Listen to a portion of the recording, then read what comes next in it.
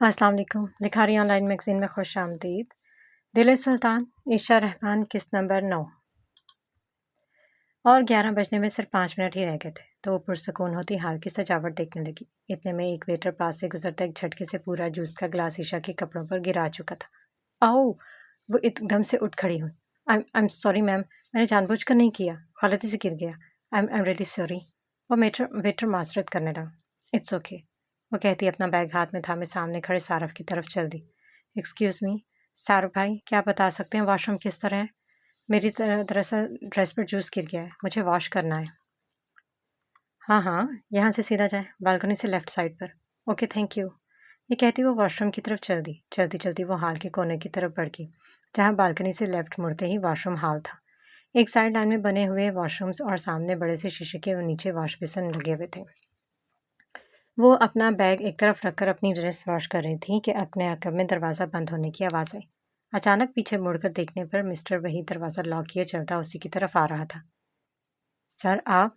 वो जल्दी से हाथ में पकड़ी स्कर्ट को छोड़कर सीधी हुई। हाँ मैं। कैसी हो तुम स्वीटहार्ट? तुम तो हाथ ही नहीं आती। यार ये तो इंसाफ नहीं है ना, एक बंदा तुम्हारे पीछे इस कदर पागल है और तुम हो के भाव ही नहीं देती। मिस्टर वही दोनों हाथ बांधे जलील से मुस्कुराहट लिए बोल रहा था। सर ये आप कैसी बातें कर रहे हैं? वो हाथों को मरोड़ती एक कोने में दुबकी खड़ी थी। अभी तो कही नहीं वैसी बात मैंने, और तुम पहले ही घबरा गई।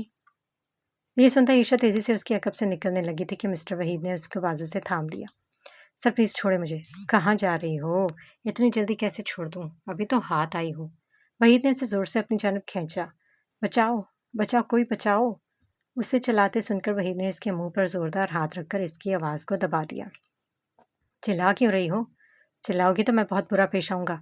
खामोशी से खड़ी रहो और मुझे जो चाहिए वो दे दो, मैं तुम्हें आसानी से जाने दूंगा।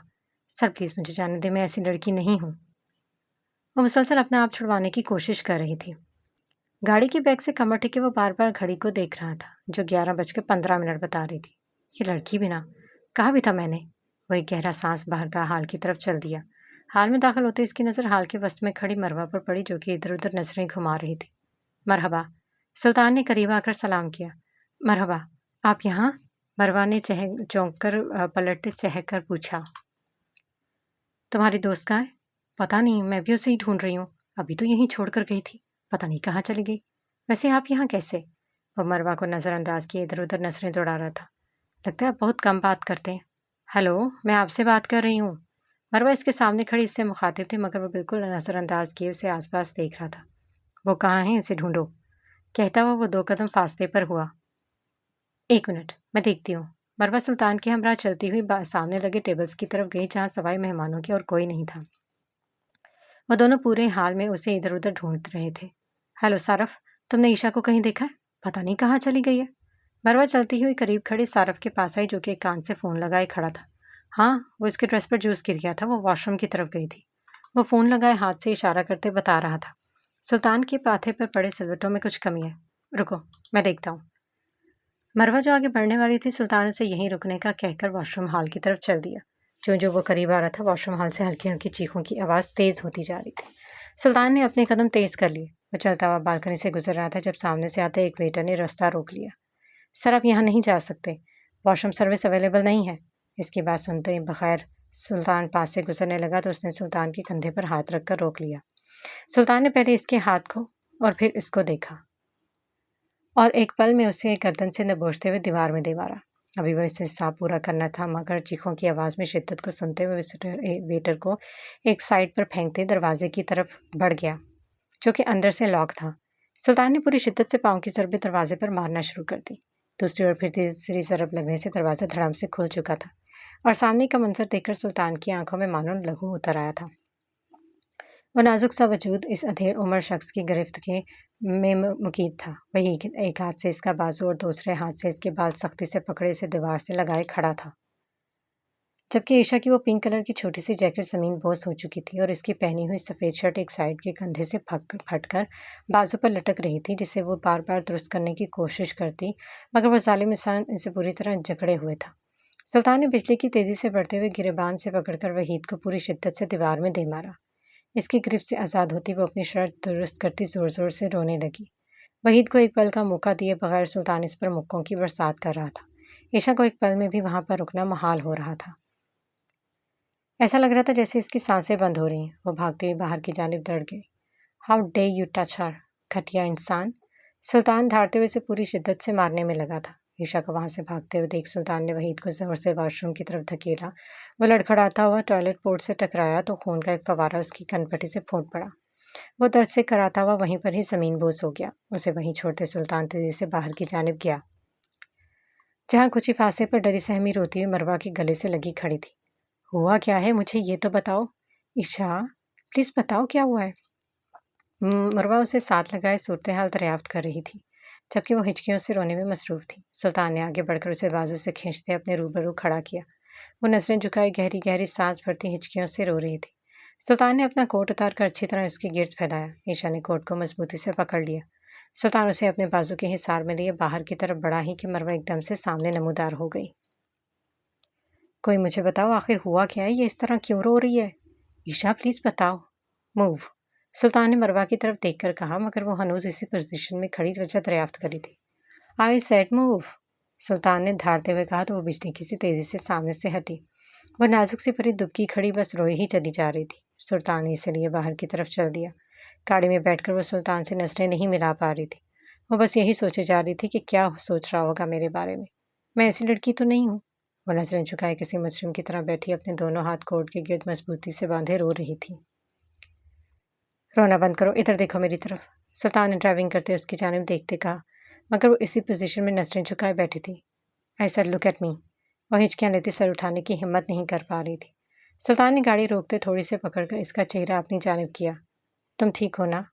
اتنی سی بات سنتے ہی جو آہستہ آہستہ رو رہی تھی ایک پل میں بچوں کی طرف پھوٹ پھوٹ کر روتی سلطان کے کندھے سے سر ٹکا گئی۔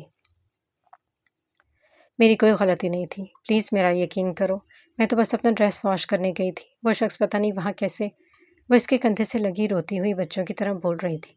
میں جانتا ہوں تمہاری کوئی غلطی نہیں، تمہیں مجھے صفائی دینے کی ضرورت نہیں۔ وہ گہری سانسیں بھرتا عشا کے سر کی پشت پر اس کے بالوں پر ہاتھ رکھے سے چھوٹے بچے کی طرح چانت کر رہا تھا۔ میری کوئی غلطی نہیں تھی، میں نے کچھ نہیں کیا۔ وہ آدمی بہت برا ہے، وہ روتی ہوئی بولتی جا رہی تھی، جبکہ سلطان کا دل چاہا اس شخص کے اتنے ٹکڑے کر دے کہ اس کی لاش کو پہچاننے میں بھی دشواری ہو۔ سلطان اس کے سر کی پشت پر ہاتھ رکھے دھیرے دھیرے تھپک رہا تھا۔ ریلیکس، تم سیف ہو، میری طرف دیکھو۔ سلطان نے اس کا چہرہ ہاتھوں میں تھامے اپنے مقابل کیا۔ اس کی روئی معصوم آنکھیں اس مضبوط شخص کو بہت تکلیف دے رہی تھی۔ تم محفوظ ہو، میں تمہیں کچھ نہیں ہونے دوں گا۔ وہ اپنا سر دھیرے سے اس بات میں ہلا گئی۔ اس نے اس کے بکھرے ہوئے بالوں کی طرف دیکھا جو کہ اب پونی سے آزاد ہو چکے تھے۔ سلطان نے اپنی پینٹ کی جیب سے اسی کا ایک ربڑ بینڈ نکالا اور ہاتھ بڑھا کر اس کے بالوں کو سمیٹ کر پونی میں قید کر دیا۔ عشا کی چھوٹی چھوٹی ہچکیاں ابھی بھی متواتر سے چل رہی تھیں۔ اس کا پھیلا ہوا کاجل سلطان کے کندھے پر پھیل چکا تھا۔ آج پہلی دفعہ وہ معمول کے برعکس سفید رنگ کی شرٹ میں ملبوس تھا جس پر وہ بلیک کلر کی کاجل سے اپنی معصومیت کی مہر لگا چکی تھی۔ ریلیکس ہو جاؤ، یہ کہتا اس کے گالوں پر پھیلتے آنسوؤں کو اپنی مضبوط انگلیوں کے پوروں میں قید کیا۔ وہ گہری گہری سانسیں بھرتی اس بات میں سر ہلا دیا۔ سارے راستے وہ بس خاموشی سے ہچکیاں لیتی بار بار سلطان کو دیکھ رہی تھی، جبکہ وہ اپنے غصے سے سرخ ہوتی آنکھیں لیے ڈرائیو کرنے میں مصروف تھا۔ گھر کے باہر گاڑی روکتے سلطان نے گردن گھما کر اس کی جانب دیکھا۔ گھر سے باہر نکلنے کی ضرورت نہیں ہے، گھر پہ رہو، وہاں تم سیف ہو۔ سلطان کی بات سنتے وہ بچوں کی طرح صرف اس بات میں سر ہلا رہی تھی۔ اپنا فون دو، سلطان نے ہاتھ بڑھا کر اس سے اس کا فون مانگا۔ وہ تو میرے پاس نہیں ہے۔ کہاں ہے؟ پتہ نہیں، شاید وہیں گر گیا ہو۔ ٹھیک ہے، ریلیکس، اب جاؤ اور فلیٹ کو اچھی طرح سے لاک کر لینا۔ وہ سلطان کو شکرانہ نظروں سے دیکھ رہی تھی۔ دیکھتے اس کی بڑی بڑی آنکھوں میں پھر سے آنسو نمودار ہوئے۔ وہ ایک پل میں نظریں جھکا گئی۔ لڑکی، ریلیکس ہو جاؤ، میں ہوں نا، کچھ نہیں ہونے دوں گا تمہیں، وہ بھاری آواز میں کہتا اسے قدرے پرسکون کر چکا تھا۔ وہ چلتا ہوا اس کے ساتھ فلیٹ تک آیا۔ سلطان کا کوٹ ابھی تک اس نے پہن رکھا تھا، مگر آج وہ اسے کوٹ واپس نہیں کر سکتی تھی، سو وہ بجلی کی تیزی سے گھر کے اندر جاتے ہی دروازہ لاک کر دیا۔ اس کی نظروں سے اوجھل ہوتے ہی اندھیرے میں کھڑے اس مضبوط شخص میں ایک جنون سا طاری ہو چکا تھا۔ اس پل عبدر اس سے بہت دور جا چکا تھا اور سلطان اس پر پوری طرح حاوی ہو چکا تھا۔ اندھیرے میں کھڑا وہ اپنی سرخ آنکھیں لیے اپنی گردن کو ایک سائڈ مروڑ کر سیدھی کرتا مضبوط قدم اٹھاتا گاڑی کی طرف بڑھا۔ بے وقوف انسان، میں نے تم سے بکواس کی تھی کہ وہاں پر کسی کو نہیں آنا چاہیے، تو پھر وہ آدمی وہاں آیا کیسے؟ وحید اس ویٹر کو گریبان سے دبوچتے جھٹکے سے پوچھ رہا تھا۔ سر میں نے اسے روکنے کی کوشش کی پر وہ بہت دفع ہو جاؤ یہاں سے، آج کے بعد اپنی شکل مت دکھانا۔ وہ اس آدمی کو دور پھینکتے ہوئے لمبے لمبے قدم اٹھاتا اپنے آفس کی طرف بڑھا۔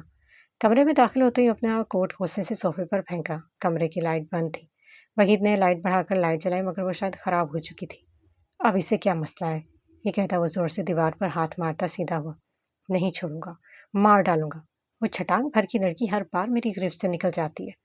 وہ غصے سے دونوں ہاتھ ٹیبل پر رکھے آگے کو جھکا تھا کہ اچانک اسے اپنے پیچھے دروازہ لاک ہونے کی آواز آئی۔ کمرے میں کافی اندھیرا تھا۔ وہ مڑ کر دروازے کی طرف آیا اور کھولنے کی کوشش کی مگر وہ باہر سے لاک ہو چکا تھا۔ کوئی ہے؟ دروازہ کھولو۔ وہ دروازہ پیٹتے آواز دینے لگا۔ میں نے سوچا تھا تم ایک گھٹیا انسان ہو۔ وہ دروازے کی طرف رک کیے کھڑے تھے جب اسے اپنے عقب سے ایک بھاری آواز سنائی دی۔ وحید نے ایک دم پلٹ کر دیکھا تو اندھیرے کونے میں ایک اندھیرا ہونے کی وجہ سے اسے بس ایک ہیولا سا نظر آیا۔ پر تم تو چور بھی نکلے۔ کسی کی چیز چرانا بہت بری بات ہے۔ کون ہو تم؟ سامنے آؤ۔ اندھیرے کونے میں واکنگ چیئر پر بیٹھے اس آدمی نے اپنا لیٹر چلایا تو اس کی روشنی سیدھا سلطان کے غصے سے بھرے چہرے پر پھیل گئی۔ تم؟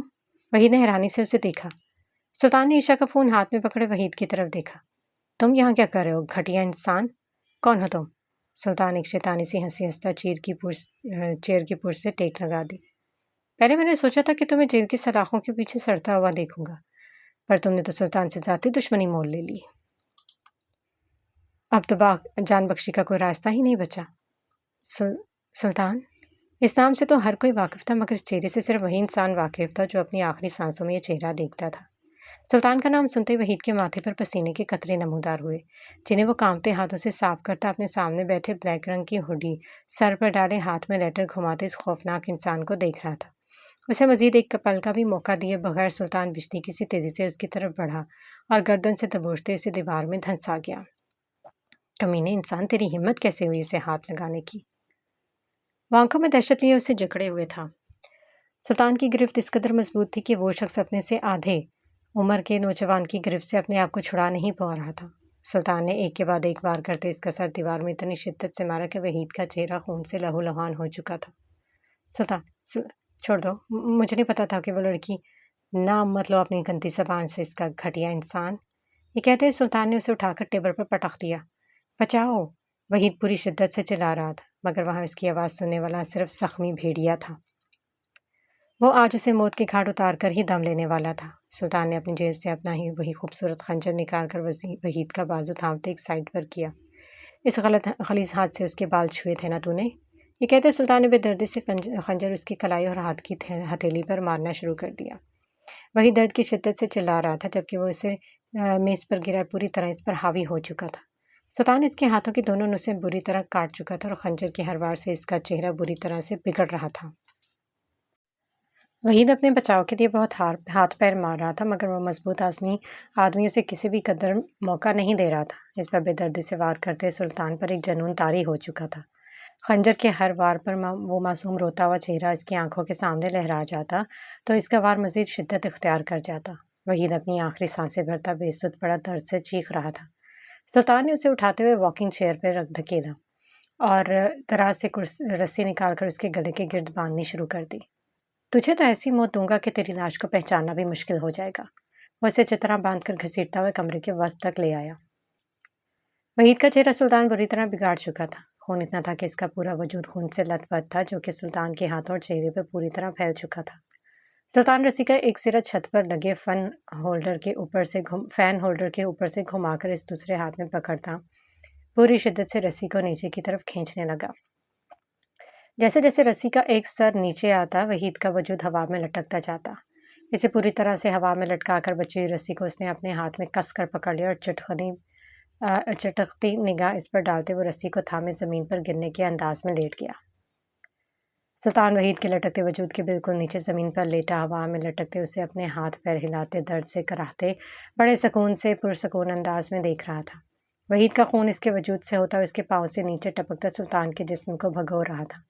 وہ شل انداز میں لیٹے رسی کو مضبوطی سے تھامے اس کی موت سے لطف اندوز ہو رہا تھا۔ سلطان نے دھیرے سے اپنی آنکھیں بند کی تو وہ معصوم چہرہ اس کے روبرو کھڑا تھا۔ اس نے گردن گھما کر اپنے کندھے کی طرف دیکھا جہاں اس کا وہ کاجل پوری طرح سے پھیلا ہوا تھا۔ سلطان کو اپنے کندھے کا وہ حصہ آگ کی طرح تپتا ہوا محسوس ہو رہا تھا۔ وحید کی آخری سانس ہوا میں خارج ہوئی تو سلطان ایک گہری سانس بھرتا اٹھ کھڑا ہوا۔ ٹیبل پر پڑا عشا کا موبائل اور بیگ ہاتھ میں تھامے دروازے پر لگے لاک کے ساتھ وہ رسی مضبوطی سے باندھ کر دروازہ کھول کر باہر سے لاک کر گیا۔ اب جو کوئی بھی دروازہ کھولتا مسٹر وحید کی لاش تبھی زمین پر گرتی۔ وہ اس کا بیگ مضبوطی سے ہاتھ میں تھامے وہاں سے دھوئیں کی طرح غائب ہوا۔ وہاں سے سب جتنی جلدی ہو سکے صاف کرو، مجھے وہاں ایک نشان بھی نہیں ملنا چاہیے۔ وہ کار کی پشت سے ٹیک لگائے ہادی کو سخت تاکید کر رہا تھا۔ جو حکم باس، فکر مت کرو، سب مجھ پر چھوڑ دو اور پرسکون رہو۔ یہ کہتا ہادی اپنے کام میں لگ چکا تھا۔ وہ آج صبح ہی سلطان کو پوری رپورٹ دے چکا تھا۔ وہاں آنے والا سارا مال وہ ضبط کر چکا تھا اور وہاں کی فوٹیج اور ویڈیوز پولیس تک پہنچ چکی تھی۔ ان سب میں مسٹر وحید کی موت ہادی کو عجیب سا احساس دلا رہی تھی، کیونکہ بقول سلطان کی وجہ تو بس پولیس کے حوالے کرنا تھا، مگر یوں اچانک سلطان کو اسے مار دینا ہادی کو کچھ سمجھ نہ آیا، مگر وہ سلطان ہی کیا جو کسی کی سمجھ میں آ جائے۔ وہ سر چھٹکتا اپنے کام میں لگ چکا تھا۔ وہ دیوار کے ساتھ زمین پر بیٹھی اپنا سر گھٹنوں میں دیے ہچکیوں سے رو رہی تھی۔ اگر وہ نہ آتا تو یہ سوچتے عشا کے وجود پہ ایک لرزہ طاری ہو گیا، پر جس طرح اس نے اسے بچایا اور سنبھالا، عشا کو واقعی ایک پرسکون احساس ہوا تھا۔ وہ اس کے حصار میں ہی خود کو محفوظ محسوس کر رہی تھی۔ وہ بوجھل قدموں سے چلتی ہوئی بیڈ پر گر گئی۔ سلطان کی کوٹ کے گرد مضبوطی سے بازوؤں کو باندھے وہ گہری سانسیں بھرتی سونے کی ناکام کوشش کر رہی تھی، مگر کچھ دیر بعد وہ نازک سا وجود تھک ہار کے نیند کی آغوش میں جا چکا تھا۔ وہ صوفے پر براجمان اپنے سامنے پڑی سفید رنگ کی شرٹ کو بہت غور سے دیکھ رہا تھا، جسے اس غلیظ انسان کے خون نے بچانے کے لیے اس نے ہڈی پہنی تھی۔ شرٹ کے کندھے پر لگا وہ کاجل اسے کسی طرح سکون نہیں دے رہا تھا۔ اس گھٹیا شخص کو مار کر بھی اسے سکون نہیں مل رہا تھا۔ مسلسل بجنے والی ڈور بیل نے اس کی نیند میں خلل ڈالا۔ وہ دھیرے سے اٹھ بیٹھی۔ اٹھتے اسے سر اپنا بہت بھاری لگ رہا تھا۔ نہ چاہتے ہوئے بھی وہ بوجھل قدموں سے چلتی ہوئی دروازے تک آئی، مگر ہاتھ بڑھا کر دروازہ کھولنے کی ہمت نہیں کر پا رہی تھی۔ عشا، دروازہ کھولو، میں ہوں۔ مگر مروہ کی آواز سن کر جھٹنے سے دروازہ کھول دیا۔ اپنے سامنے کھڑی وہی کوٹ پہنے سختی سے آپس میں ہاتھ باندھے بالوں کی ہلکی سی پونی اور روئی ہوئی صورت کو دیکھ کر مروہ کی آنکھوں میں آنسو آ گئے۔ اس نے آگے بڑھ کر عشا کو زور سے گلے لگایا۔ عشا، میری جان، تم ٹھیک ہو نا؟ میں بہت پریشان تھی۔ وہ جو بمشکل خود کو ضبط کیے ہوئے تھے مروہ کے گلے لگتے ہی رو دی۔ بہت دیر تک مروہ اسے چپ کرواتی رہی، مگر وہ اس کی گود میں سر رکھے مسلسل رو رہی تھی۔ میں سوچ بھی نہیں سکتی تھی کہ وہ شخص اتنا گھٹیا ہو سکتا ہے مروہ۔ میں بہت ڈر گئی تھی۔ مجھے ایسا لگ رہا تھا جیسے آج کے بعد کبھی اس دنیا کے سامنے نہیں آ سکوں گی۔ میں کتنی کمزور تھی، کتنی بے بس، خود کو محفوظ بھی نہ کر سکتی۔ اگر عبدل وہاں نہ آتا تو میں مر جاتی مروہ۔ وہ ہچکیوں سے روتی ہوئی بول رہی تھی۔ ایسے مت کہو عشا، جب تک عبدل تمہارے ساتھ ہے تمہیں کچھ نہیں ہو سکتا۔ میں نے دیکھا تھا، وہ تمہارا بہت خیال رکھتا ہے۔ جس طرح وہ تمہیں ڈھونڈتا ہوا وہاں آیا اور تمہیں پروٹیکٹ کیا، سچ میں وہ تمہاری بہت کیئر کرتا ہے۔ تمہیں پتہ ہے مروہ، مجھے بہت ڈر لگتا ہے۔ یہ سوچ کر میرا دماغ پھٹ رہا تھا کہ وہ میرے بارے میں کیا سوچے گا۔ میں ایسی لڑکی ہوں، مگر اس نے کہا اسے مجھ پر یقین ہے۔ مروہ، تم سوچ بھی نہیں سکی اس وقت مجھے کتنا سکون محسوس ہوا۔ ایسا لگا جیسے کسی نے مجھے جلتی ہوئی آگ سے نکال کر برف پر کھڑا کر دیا۔ وہ مجھ پر یقین کرتا ہے۔ اس نے کہا مجھے صفائی دینے کی ضرورت نہیں، وہ میرے لیے ایک ڈھال جیسا ہے مروہ۔ اگر وہ میرے سامنے نہ کھڑا ہوتا تو میں کسی قابل نہیں۔ تم فکر مت کرو، وہ تمہارا بہت خیال رکھتا ہے، تمہیں کچھ نہیں ہونے دے گا۔ مروہ اس کا سر اپنی گود میں رکھے دھیرے دھیرے تھپک رہی تھی۔ عشا نے ابھی تک سلطان کا کوٹ پہن رکھا تھا۔ وہ اسے محفوظ احساس دلا رہا تھا۔ تم فریش ہو جاؤ، میں تمہارے لیے ناشتہ بناتی ہوں۔ چلو شاباش، اٹھو۔ مروہ اسے زبردستی فریش ہونے کو بھیج کر خود کچن میں آ گئی۔ مروہ جانتی تھی کہ عشا نے ابھی تک کچھ نہیں کھایا ہوگا، ایک تو وہ ویسے بھی کوکنگ کی چور تھی۔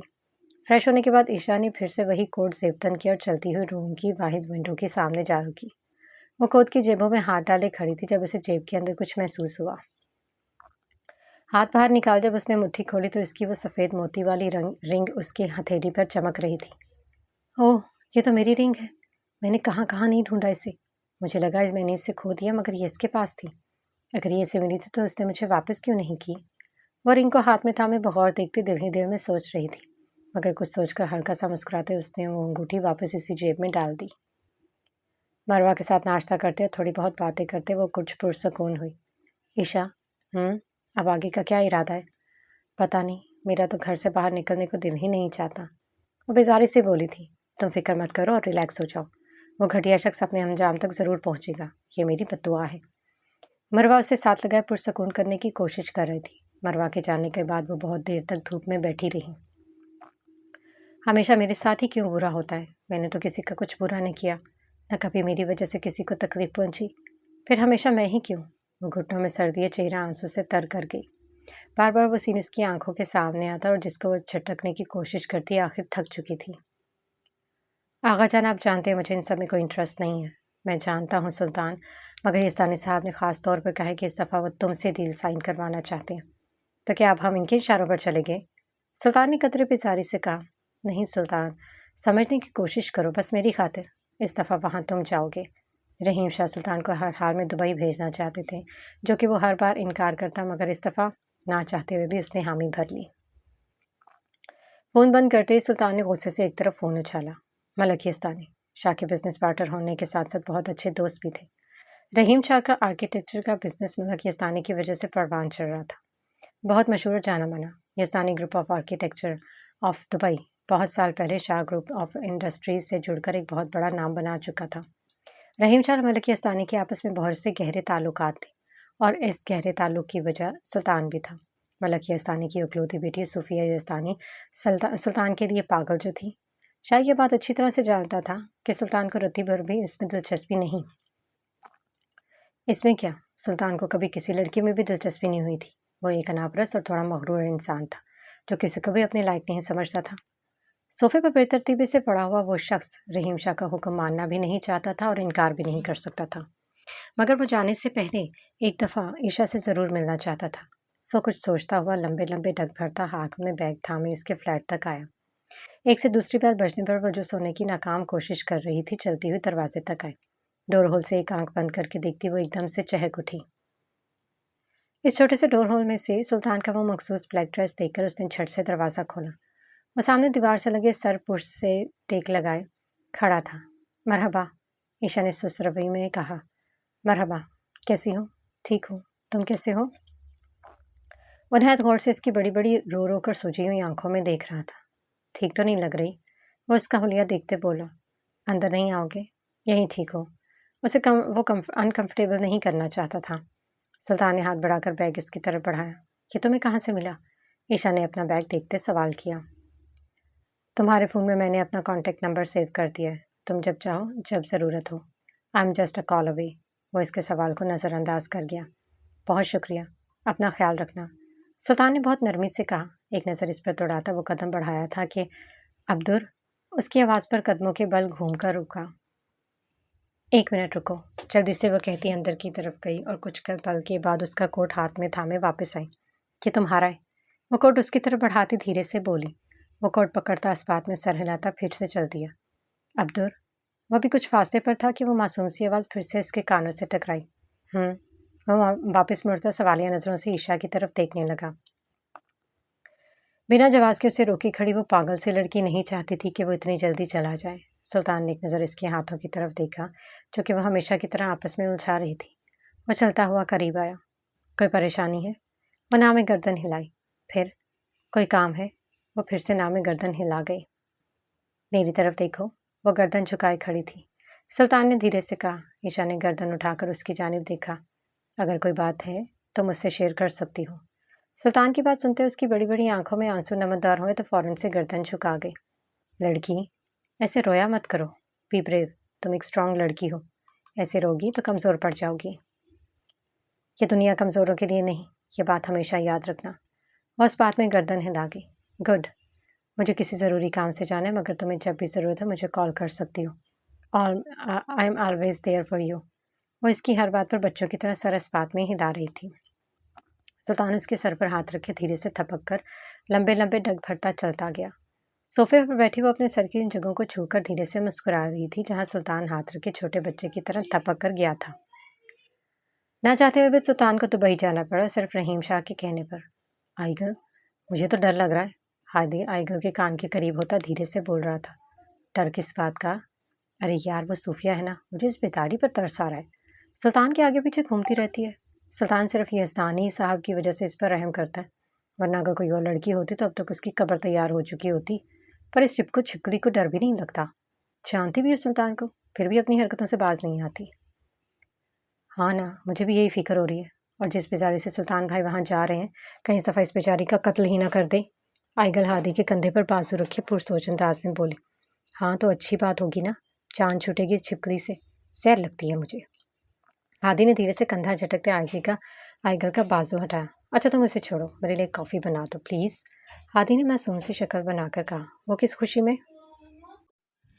मेरे इस खूबसूरत से चेहरे की खुशी में। देखो अभी सैलून से होके आया हूँ, कितना खूबसूरत लग रहा हूँ ना। हादी ने अपने चेहरे पर हाथ फेरते कहा। हाँ ना, बिल्कुल बंदर की तरह लग रहे हो। आइगल हंसते हुए बोली।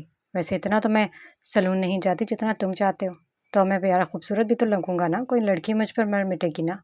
समझा करो पागल। हादी ने आइगल के सर पर चपत लगाते कहा। अच्छा तो ये सब लड़कियों को फंसाने के लिए हो रहा है। बहुत ही अच्छी बात है। तो मिस्टर डफर, जिस लड़की को फंसाओगे ना, इसी से कहना तुम्हें कॉफ़ी बना के दे। ओके? वो कहती बुरा सा मुंह बनाती चलकर आइगल अपने बाल झटकती साइड से निकल गई और हादी मुस्कुराता हुआ हमेशा की तरफ उसे चिढ़ाने में कामयाब हो चुका था। मलक यस्तानी ने हमेशा की तरह सुल्तान का इस्तकबाल बहुत शानदार तरीके से किया। वो सुल्तान के लिए अपनी बेटी की फीलिंग्स को अच्छी तरह समझता था और वैसे भी वो दबंग सी पर्सनैलिटी रखने वाला शख्स यस्तानी साहब को बहुत भाता था। Malak यस्तानी Shah group of industries से एक बहुत बड़ा प्रोजेक्ट साइन कर चुका था। दुबई इंटरनेशनल एयरपोर्ट पर रद्दोबदल का काम अब शाह इंडस्ट्रीज़ का था। एयरपोर्ट को नए सिरे से असर नो तामीर करना और नई लुक देना अब शाह इंडस्ट्रीज़ का काम था। रहीम शाह बहुत खुश था। सुल्तान का पहला प्रोजेक्ट उसे मिल चुका था और उसे कुछ अर्सा वहाँ रहकर उस प्रोजेक्ट पर काम करना था। रहीम शाह बस उसे किसी तरह बिजनेस में लाना चाहता था, सो वो अब कर चुका था। पर वो नहीं जानता था कि सुल्तान अपने प्लान्स खुद सेट करता है और ये प्रोजेक्ट वो सिर्फ साइन करने आया था। यहाँ रहकर उसे सेट करने का इसका कोई इरादा नहीं था। वो किचन में खड़ी अपने लिए खाना बनाने में मसरूफ़ थी जब मुसलसल बजती फ़ोन की घंटी उसके कानों तक पहुंची। वो गैस बंद करती हाल की तरफ आई जहां सोफे पर पड़ा फ़ोन मुसलसल शोर मचा रहा था। मरहबा आयशा, कैसी हो? मैं ठीक हूँ मरवा, तुम बताओ। मैं भी ठीक हूँ, मुझे तुमसे बहुत ज़रूरी बात शेयर करनी थी। मरवा जल्दी जल्दी में बोल रही थी। हाँ बताओ, सुन रही हूँ। ईशा एक कान से फ़ोन लगाए चलती हुई दोबारा किचन में आ चुकी थी। ईशा, तुम्हें पता है मिस्टर वहीद का कत्ल हो चुका है। ईशा के हाथ में पकड़ा गिलास ज़मीन पर गिरा जिसके टूटते ही वो 2 कदम फासले पर हुई।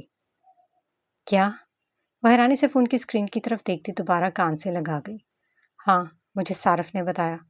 वो कह रहा था मिस्टर वहीद की सारी प्रॉपर्टी जब्त हो चुकी हैं और मरवा कहते कहते रुकी। और और उसे किसी ने बहुत बेदर्दी से कत्ल किया है। पता है, सारे बता रहा था कि इसके डेड बॉडी को सोशल मीडिया पर शो नहीं कर रहे। वो क्यों? क्योंकि वो पहचानने के काबिल नहीं है। उसे किसी ने बहुत बेरहमी से कत्ल किया है ईशा। मरवा की बात सुनते ईशा गहरे गहरे सांस भरती दीवार से लगी। बहुत अच्छा किया उसे जिसने भी कत्ल किया। इस जैसे घटिया इंसान के साथ ऐसा ही होना चाहिए था। मैंने तुमसे कहा था ना, वो आदमी अपने अंजाम तक ज़रूर पहुंचेगा। मरवा नॉन स्टॉप बोल रही थी जबकि ईशा के सीने में वही बात घूम रही थी कि इसकी लाश पहचानने के काबिल नहीं रही। वो फ़ोन कान से हटाती दीवार से लगी नीचे बैठती गई। मरवा की बात पर उसे यकीन नहीं हो रहा था। कत्ल, प्रॉपर्टी सील, कैसे, कौन, किसने किया होगा? किसने इतनी बेरहमी से मारा होगा उसे? वो अपनी उलझों में उलझती दीवार से लगी ज़मीन पर बैठी थी। ईशा, हेलो, तुम सुन रही हो? हेलो। फ़ोन से मुसलसल मरवा की आवाज़ आ रही थी जबकि वो शल बैठी अपनी ही सोचों में गुम थी। बहुत देर तक वो नमाज के बाद दुआ के लिए हाथ उठाए अपने रब का शुक्र अदा कर रही थी। बेशक जो होता है अच्छे के लिए होता है। मिस्टर वहीद की मौत की खबर सुनकर ईशा को बहुत अजीब एहसास हो रहा था। कौन कर सकता है ऐसा? वो बार बार यही सोचती थी। मामूल के मुताबिक वो खिड़की के पास बैठी धूप से लुत्फानंदोज हो रही थी। धूप की किरणों के इसका रंग मज़ीद निखर आया था। वो आंखें मूंदे बहुत कुछ एक साथ सोच रही थी। इसका ऑर्फन केयर का सफ़र, फिर वहाँ से यहाँ तक का सफ़र, अब्दुल का इसकी ज़िंदगी में आना, उसे महफूज रखना, उसकी मदद करना। सारा मंजर उसकी आंखों के सामने लहरा रहा था। वो तो अब तक इतना भी नहीं जान पाई थी कि इसका कॉमरेड आखिर है कौन। जिसे वो अपना कॉमरेड कहती है वो दर हकीकत कौन है? एक बेरहम इंसान, एक कातिल। मगर वो इससे अनजान थी क्योंकि वो सुल्तान से नहीं अब्दुल से मिली थी। वो इंसान जो इसे महफूज करता था, इसकी हिफाजत करता था, जो ईशा के लिए इसका कॉमरेड था। वो अपनी ही सोचों में उलझती बैठी थी जब फ़ोन की घंटी बजी। स्क्रीन पर शिफा आंटी का नाम जगमगाता देखकर ईशा के ने एक मुस्कुराहट लिए सब्ज़ बटन दबाया। शफा आंटी हमेशा की तरह अपने पुरनम लहजे में ईशा से मुखातिब थी। ईशा, तुम्हें एक ज़रूरी बात बतानी थी। जी आंटी कहें। तुम्हें पता है, हमारी हिना को एक बहुत अच्छी फैमिली मिल गई है। शिफा आंटी ने चहकते हुए कहा। क्या वाकई? शिफा आंटी की बात सुनते ही ईशा उछल कर बैठी। हाँ हाँ, वो कल ही सारी कार्रवाई मुकम्मल करके उसे अपने साथ लेकर जा रहे हैं। वाकई आंटी, मैं बहुत खुश हूँ। हिना कहाँ है? मेरी इससे बात करवा दें। रुको, मैं करवाती हूँ। ये कहते शिफा आंटी ने फ़ोन हिना के हाथ में थमाया। मरहबा मरहबा मेरी जान, कैसी हो तुम? मैं तुमसे नाराज़, मासूम सी आवाज़ में कहती वो ईशा को एक गहरी मुस्कुराहट दे गई। मुझे माफ़ कर दो गुड़िया, मैं वाकई बहुत मसरूफ़ थी इसलिए चक्कर नहीं लगा सकी, लेकिन मैं कल ज़रूर तुम्हारे पास आऊँगी। तो फिर ठीक है, जब तुम आओगे तो मैं तुमसे बात करूँगी। अभी मैं तुमसे बहुत गुस्सा हूँ। हिना शिफा आंटी को फ़ोन पकड़ाती उल्टे कदमों वहाँ से चलती बनी। परेशान मत हो, वो बस तुमसे उदास है। मैं जानती हूँ आंटी, इसमें मेरी ही गलती है, पर मैं क्या करूँ आंटी? अब ज़िंदगी इतनी मसरूफ़ हो गई है कि अपने लिए भी वक्त निकालना बहुत मुश्किल लगता है। मैं तुम्हारे लिए बहुत खुश हूँ ईशा, तुम ज़िंदगी में आगे बढ़ रही हो। जी आंटी, और ज़िंदगी हर कदम पर अपना अलग रंग दिखा रही है। पता नहीं अभी और कितने रंग देखने बाकी हैं। वही गहरी सांस भरती धीरे से बोल रही थी, जबकि इसे नहीं मालूम था कि ये तो बस शुरुआत है। बेटा, ये ज़िंदगी ख्वाबों ख्यालों से बिल्कुल मुख्तलिफ है। हम जैसा सोचते हैं हकीकत में उसके बरक्स ही पाते हैं। मगर एक बात मेरी याद रखना, अब से ज़िंदगी को कभी भी बेमोल मत होने देना, कभी रायगा मत जाने देना, क्योंकि अगर हम ज़िंदगी से मुंह फेर लेंगे तो ज़िंदगी हमसे मुंह फेर लेगी। और जब इंसान किसी इंसान से मुंह फेर ले तो इस इंसान के हाथ में कुछ भी नहीं बचता। तुम्हें हर कदम पर बहादुरी का मुजाहिरा करना होगा। कभी भी किसी के सामने खुद को कमज़ोर वाज़े मत करना। इंसान कमज़ोरों का फ़ायदा उठाने में देर नहीं लगाते।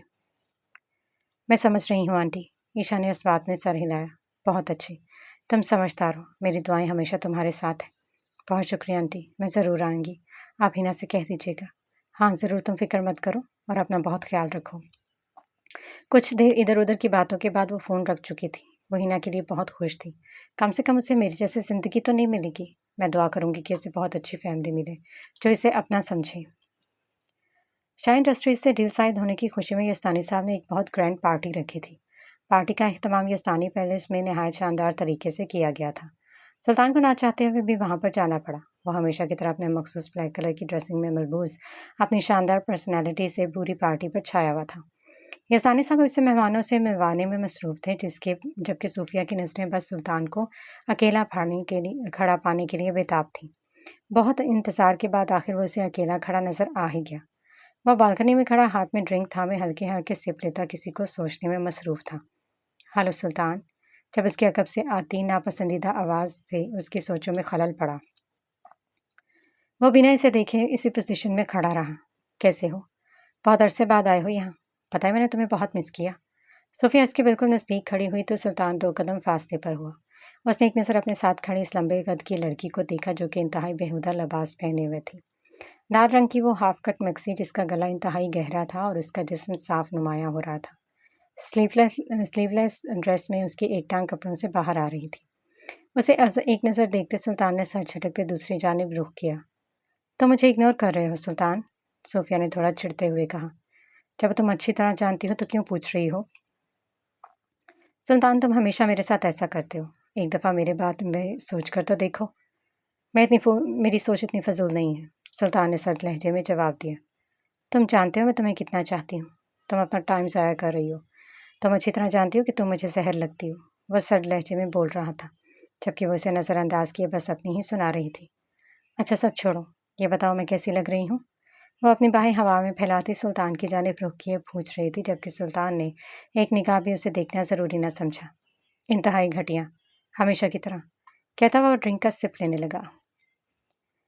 सोफिया एक इंतहाई ढीठ लड़की थी जो सुल्तान की इतनी इंसल्ट सुनने के बाद भी ढीठों की तरह बस अपने बारे में सोचती थी।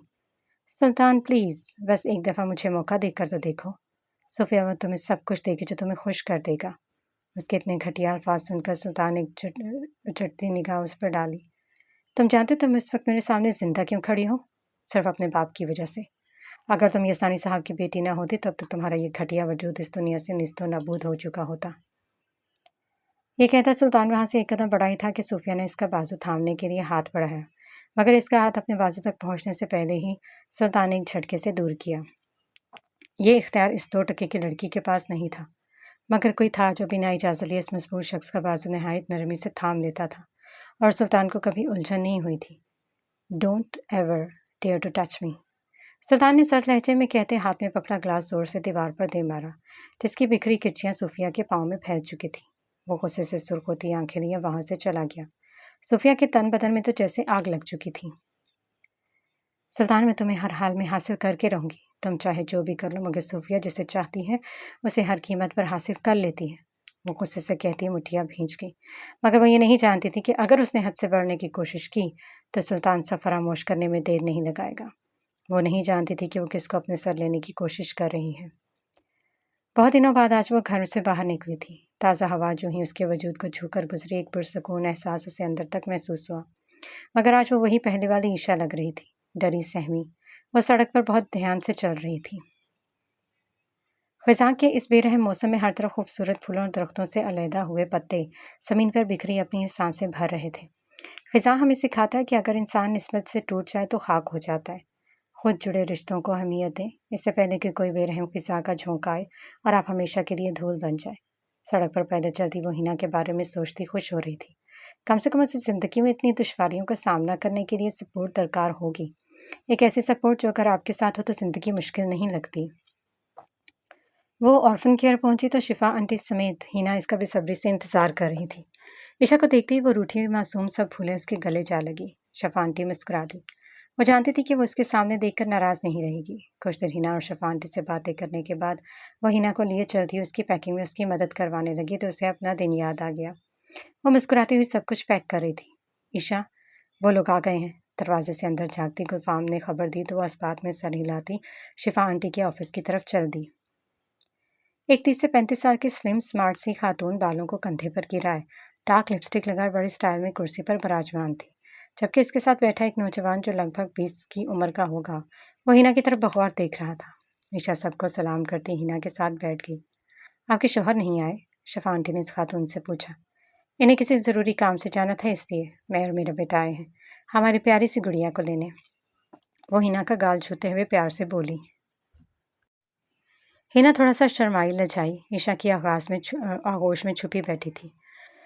कुछ पेपर वर्क करने के बाद जब तमाम काम मुकम्मल हुआ तो हिना का वक्त रुखसत भी आ गया। वो शिफा आंटी के गले से लगी फूट फूट कर रो दी।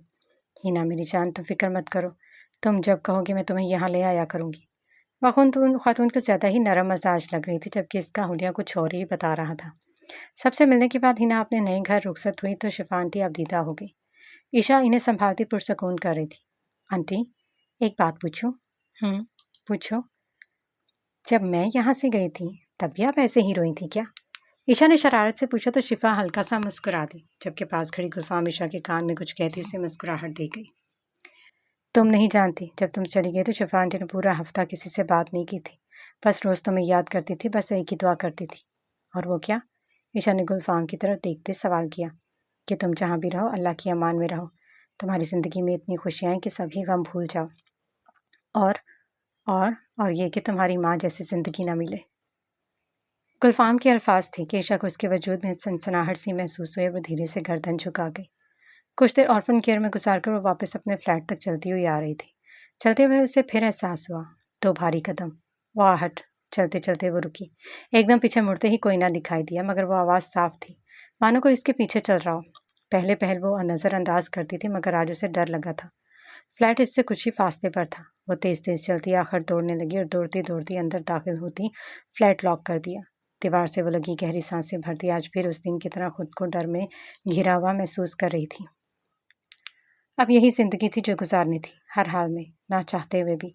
वह सोफे पर बैठे सामने लगे विंड चाइम को एक तार में देख रही थी।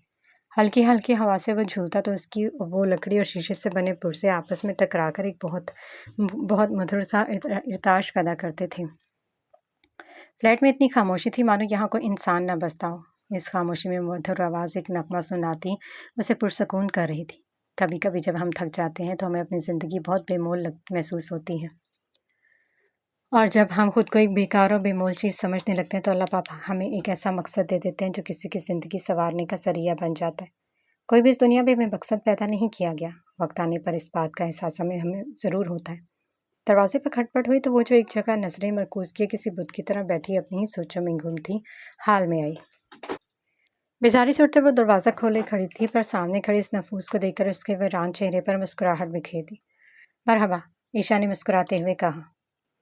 عشا کی بچی، تمہیں تو میں بتاتی ہوں۔ یہ کہتے ہی مروہ اس کی طرف ہاتھ کیے ڈراؤنی سی صورت بنائے بڑھی تو وہ جو آرام سے کھڑی تھی الٹے قدموں تیز تیز چلتی اس سے دور ہوئی۔ ارے ارے رکو تو، کیا کر رہی ہو؟ مروہ اسے صوفے پر گرائے مکوں کی برسات کر رہی تھی اور وہ ہاتھ اٹھائے اسے روکنے کی ناکام کوشش کرتی صورتحال دریافت کر رہی تھی۔ میں نے تمہیں اتنی کالز کی، اتنے میسیجز، اور تم نے ایک کا بھی جواب نہیں دیا۔ ایسا کیسے کر سکتی ہو تم؟ مروہ اس کی ایک نہ سنتی پیار بھرا غصہ اس پر نکال رہی تھی۔ کچھ دیر اس کی درگت بنا کر وہ پھر اس کے مقابل لیٹی گہری گہری سانسیں بھر رہی تھی۔ چڑیل کہیں کی، پہلے میری بات تو سن لیتی۔ عشا اپنی سانسیں بحال کرتی اس کے مقابل لیٹی چھت کو دیکھتے بولی۔ نہیں سننے تمہاری بات، تم ایک نمبر کی وہ ہو۔ مروہ نے چڑھتے ہوئے کہا۔ ارے یار، میں آج گھر پر نہیں تھی، آرفن کیئر گئی تھی اور موبائل فون گھر پر تھا، اس لیے تمہاری کال نہیں اٹھا سکی۔ تو پہلے بتانا تھا نا۔ مروہ صوفے پر آلتی مارتی مارے چہرے کو ہاتھوں میں لیے معصومیت سے بولی۔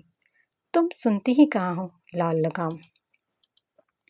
اچھا سب چھوڑو، تم بتاؤ کیسی ہو؟ مروہ نے پیار سے پوچھا۔ اب یاد آ گیا؟ درگت بنانے کے بال ہاتھ پوچھا۔ ایک تو تمہاری یہ نیز جنگلی بلی کی طرح ہے۔ عشا مروہ کے ہاتھ پکڑے اس کے ناخنوں کی طرف دیکھتی غصے سے بولی۔ یہ تو اپنی پہچان ہے نا۔ کافی دیر وہ مروہ سے گپے لگاتی پرسکون سی ہو گئی۔ عشا، مجھے تمہیں کچھ بتانا تھا اور تمہیں منانا بھی تھا۔ کیا بتانا تھا اور کس چیز کے لیے منانا تھا؟ عشا ٹانگیں پھیلائے سیدھی ہوتی بولی۔ ایک جاب ملی ہے مجھے اور میں چاہتی ہوں تم بھی میرے ساتھ وہاں جاب کرو۔ مروہ نے اپنی بات مکمل کر کے اس کی جانب دیکھا۔ وہ نظریں جھکائے ایک اداس سا چہرہ بنا گئی۔ مروہ، مجھے کسی پر یقین نہیں رہا۔ تم جانتی ہو میرا گھر سے نکلنے کو بھی دل نہیں چاہتا۔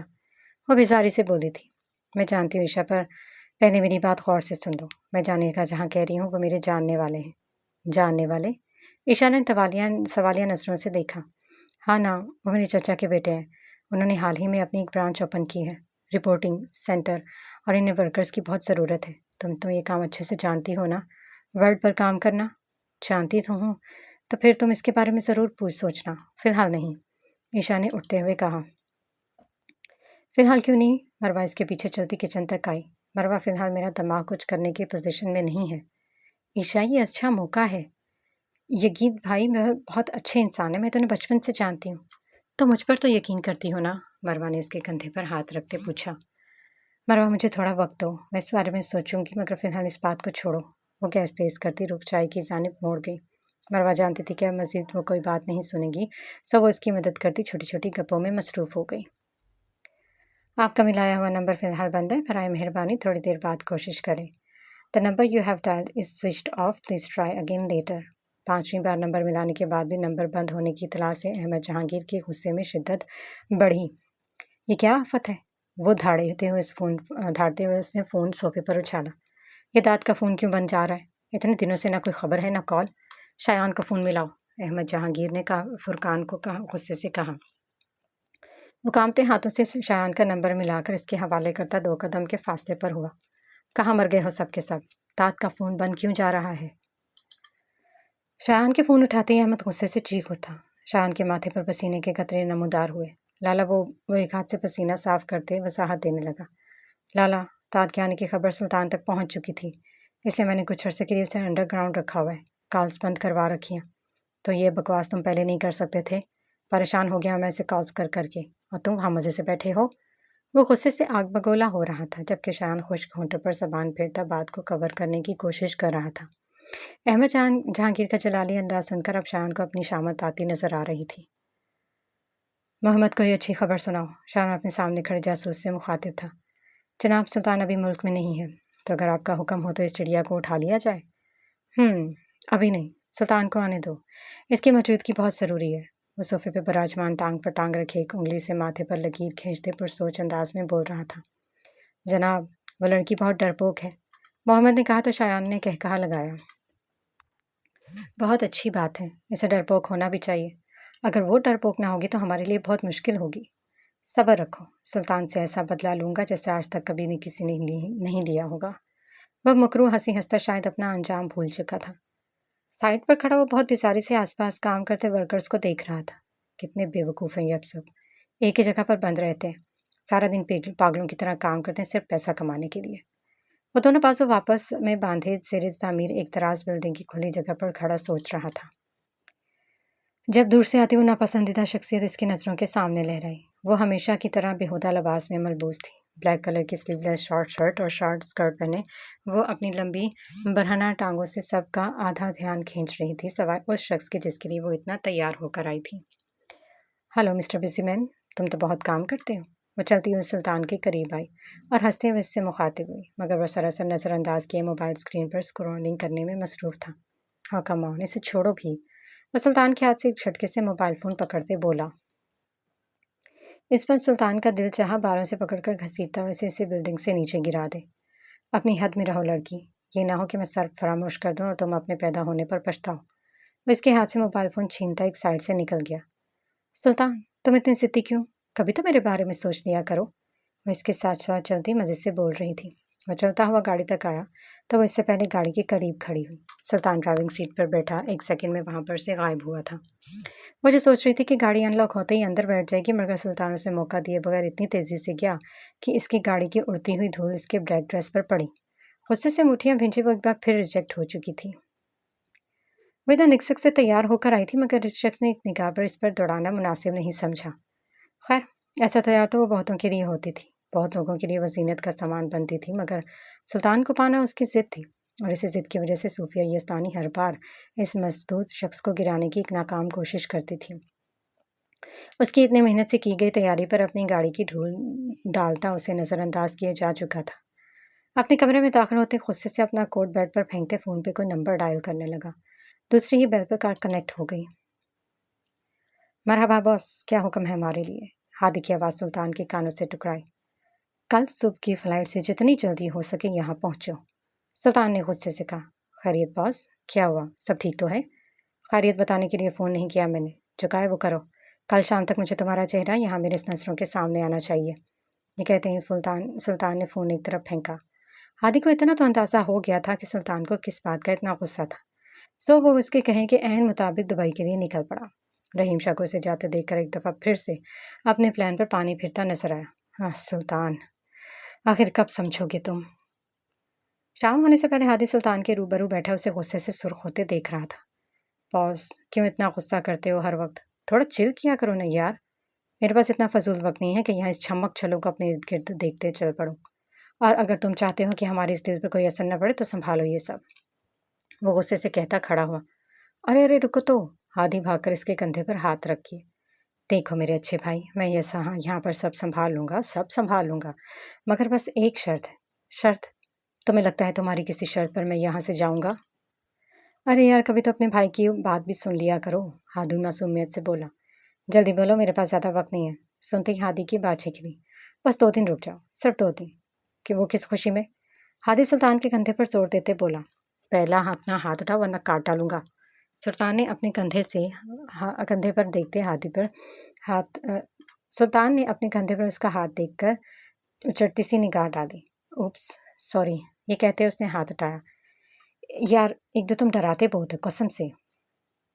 یار کتنا عرصہ ہو گیا ہم بھائی ہیں، کہیں ساتھ گھومنے نہیں گئے۔ میرا بہت دل چاہتا ہے کہ تمہارے ساتھ دبئی گھوموں۔ چلو ہم تھوڑا چل کرتے ہیں۔ یہ کہتے ہادی نے پھر سے سلطان کے کندھے پر ہاتھ رکھا اور اس کے پھر سے آئی برو چکا کر دیکھنے پر اگلے ہی پل اٹھا لیا۔ کیوں؟ میں تمہاری گرل فرینڈ ہوں جس کے ساتھ تمہارا گھومنے کو دل بیتاب ہے؟ وہ اسے بیزاری سے بولا۔ ہائے صدقے، کاش تم میری گرل فرینڈ ہوتے یار، قسم سے تم جیسے ہینڈسم لڑکیاں کیا لڑکے بھی تم پر مرتے ہیں۔ اب مجھے ہی دیکھ لو، بکواس مت کرو ورنہ گرل فرینڈ کی جگہ تمہارا گلا دبا دوں گا۔ اپنا شوق پورا کر لینا باس، پر مہربانی فرما کر میری یہ گزارش پوری کر دو۔ کافی دنوں بعد آیا ہوں یہاں، تھوڑی سی ریفریشمنٹ ہی صحیح۔ ٹھیک ہے، بدلے میں یہ سب پروجیکٹ تمہیں ہی ہینڈل کرنا ہوگا۔ وہ اپنا حکم صادر کرتے آرام سے ہاتھ باندھے کھڑا تھا۔ ہائے اتنا ظلم صرف دونوں کی مستی کے لیے؟ اور اگر میں منع کر دوں تو؟ تم سے پوچھ کون رہا ہے؟ بتا رہا ہوں، اور کل ملتے ہیں، مجھے ضروری کام ہے۔ یہ کہتا وہ کھڑوس لمبے لمبے ڈگ بھرتا فلیٹ سے غائب ہوا۔ اف، ایک تو یہ خوبصورت انسان کتنے ظالم ہوتے ہیں۔ ہادی بالوں میں ہاتھ پھرتا گرنے کے انداز میں بیٹھ لیٹا۔ اس کی لاش پہچاننے کے قابل نہیں ہے، ساری پراپرٹی سیل ہو چکی ہے، وہ مر چکا ہے۔